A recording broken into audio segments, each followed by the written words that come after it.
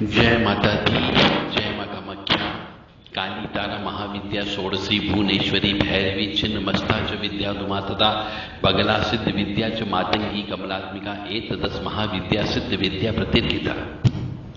काली काली महाकाली काली के पापनाशिनी खड़ग हस्ते मुंड हस्ते काली काली नमस्तुते। देवलादा ट्रस्ट सत्यवाणी चैनल। क्या शरीर में देवी का आना सत्य है? जिस भी भगत ने, जिस भी साधक ने या जिस भी मनुष्य ने यह प्रश्न किया है, बहुत सोच समझ करके प्रश्न किया है। हमारा भी उद्देश्य यह है कि मनुष्य हिंदू धर्म को जाने, सनातन धर्म को जाने और हमारे जो परंपरागत संस्कार, संस्कृति, परंपरा, रीति रिवाज, मान्यता, प्रथा, इनका पालन करें। और पालन करने के लिए पूछना जरूरी होगा कि क्या शरीर में देवी का आना सत्य है? विचित्र प्रश्न है। सर्वप्रथम इस प्रश्न की जड़ में जाना चाहिए ताकि आपको भी समझ में आ सके वास्तव में कि क्या शरीर में देवियां आती हैं क्या, और आती है तो उनका शरीर फट क्यों नहीं गया, और यदि देवियां शरीर में आ गई तो क्या वो भगवान बन गए? बहुत दिमाग से सोचिएगा, आप भी सोचिए। मैं आपको एक इसी लाइन का कीड़ा होने की वजह से आपको इसका प्रश्न का जवाब तथ्यात्मक रूप से दे रहा हूं, और मुझे उम्मीद है कि आप मेरे इस प्रश्न से संतुष्ट हो जाओगे। क्योंकि एक मनुष्य का शरीर है जिसने अपनी मां के गर्भ में 9 माह रहने के बाद में बाहर निकला हुआ बच्चा, वो जैसे जैसे बढ़ता है उसके पिछले जन्म के कर्म के अनुसार कोई बच्चा मांगलिक पैदा होता है, कोई मनुष्य गण वाला पैदा होता है, कोई देव गण वाला पैदा होता है, कोई राक्षस गण वाला पैदा होता है,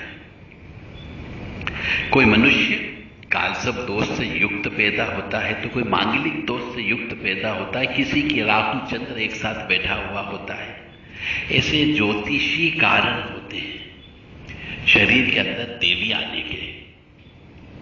परंतु पहले तो यह देखा जाए कि क्या शरीर के अंदर देवियां आती है या नहीं आती है, और यदि देवियां शरीर के अंदर आने लग गई तो जिसके शरीर में देवी जी घुस गई वो तो भगवान बन गई, चाहे स्त्री हो या पुरुष। यदि पुरुष के शरीर में भी देवी जी घुसने लग गई तो पुरुष भी भगवान बन जाएगा, और किसी की स्त्री के शरीर में यदि देवी घुस गई तो वो भगवान बन जाना चाहिए, वो भी घर का हर काम कर सकता है। ऐसा संभव है क्या? घर पे कोई परेशानी नहीं आ सकती, घर पे संकट नहीं आ सकते, क्योंकि उसके शरीर के अंदर देवियां आ रही है और वह तो भगवान बन गया। यह सरासर झूठ है, यह सरासर निरंक है।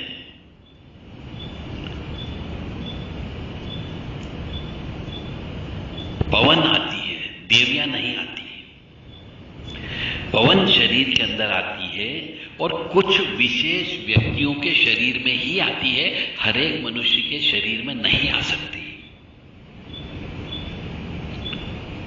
तो यहां पर एक बात आप गांठ बांध लीजिए कि किसी के शरीर में जो देवी देवता आते हैं वह केवल रूह है, रूह। हां, ये कह सकता हूं मैं कि उन रूह के पास में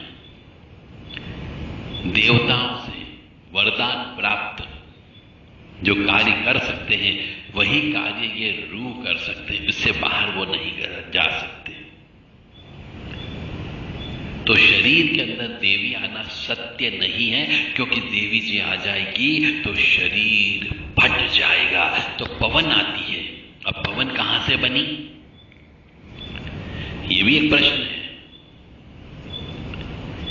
बहुत से लोग जो जानकार मनुष्य होते हुए कहते हैं पवन आ रही है, काली माँ की पवन आ रही है, दुर्गा माँ की पवन आ रही है, भैरव जी की पवन आ रही है, हनुमान जी की पवन आती है, कोई वीर की पवन आती है। तो पवन का मतलब क्या? पवन यानी हवा। हवा उस मनुष्य के शरीर के अंदर घुस जाती है, स्पेशल प्रकार की हवा होती है। वो अंदर घुसने के बाद में उस मनुष्य पर नियंत्रण करके वह हवा उस मनुष्य को अपने अनुसार चलाती है, उसे पवन कहा जाता है। तो शरीर के अंदर कोई भी न देवी आती है और न देवता आते, सिद्ध आत्माएं आती है, जिन्होंने एक जमाने में अपने माता पिता के माध्यम से, मां के गर्भ से 9 माह तक पेट में रहने के बाद बच्चे के रूप में उत्पन्न हुई है, और किसी अकाल मृत्यु को प्राप्त होने के बाद में वह देवी रूप में पूजी जाने लगती है। वही मनुष्य के शरीर में आती है पवन के रूप में, उसे ही देवी कहा जाता है। यानी ऐसी आत्मा जो समय पूर्ण होने के पहले ही मर गई, अकाल मृत्यु को प्राप्त हो गई, और चूंकि आत्मा सरल सहज धार्मिक होने की वजह से वो भगवान के एक के कार्य में, ईश्वरी कार्य में लग जाती है, जप करती है, तप करती है, किसी की अदृश्य रूप से लेकर के मदद भी करती है, तब उसे ये अवार्ड प्राप्त हो जाता है कि तुम किसी के शरीर में जो उपयुक्त लगे, जो पिछले जन्म का पापी मनुष्य नहीं हो, उसके शरीर में प्रवेश करके परोपकार का कार्य करना है। इसके लिए वो देवी रूप मान करके उनकी पूजा की जाती है। इसलिए आप सब लोग अपने कान खोल लो, दिल दिमाग खोल लो कि किसी के भी शरीर में देवी देवता नहीं घुस सकते, क्योंकि देवी देवता की परिभाषा के अंतर्गत धूप, हवा, पानी, इनको भगवान बोला जाता है।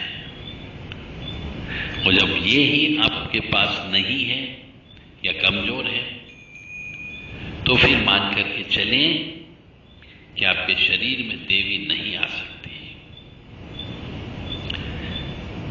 तो जिन जिन मनुष्यों के शरीर में देवी आ रही है, हमने उन मनुष्यों के साथ में रिसर्च किया है, और उस रिसर्च में यह अनुसंधान में यह रिजल्ट निकल करके आया है कि जिस मनुष्य का जन्म पत्रिका के अनुसार राक्षस गण होता है, उसके यहां भी ये देवियां उसके शरीर में प्रवेश नहीं करती है। चाहे वो कितना ही धार्मिक हो जाएगा, कितना ही जप तप करने वाला व्यक्ति हो जाएगा, परंतु शरीर में नहीं घुस सकती। हाँ, नंगी आंखों से वो देख सकता है, कभी कभार झगड़ा आ सकती है, परंतु शरीर के रूप में वो नहीं दिख सकती आपको।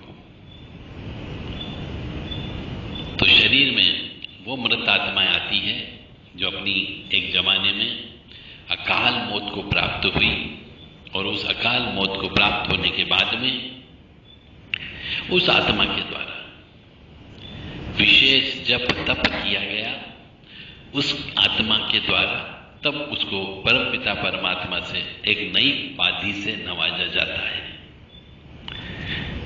वही उपाधि उस आध्यात्मिक पुरुष के लिए काम की चीज होती है, और उसी उपाधि के अनुसार जो साधना की है उसे आदेश दे दिया जाता है कि तुम एक उपयुक्त व्यक्ति, जो मांगलिक हो, कालसर्प दोष से युक्त हो, सूर्य ग्रहण वाला हो, अष्टम भाव वाला हो, अमावस्या के दिन उत्पन्न हुआ हो, ऐसे मनुष्य के शरीर के अंदर प्रवेश कर सकते हो। तो शरीर के अंदर देवी आना बिल्कुल भी सत्य नहीं है। ये सब सिद्ध प्रेत आत्माएं आती है, इन्हें देवी जी नहीं कह सकते। जय माता दी, जय मां कामाख्या।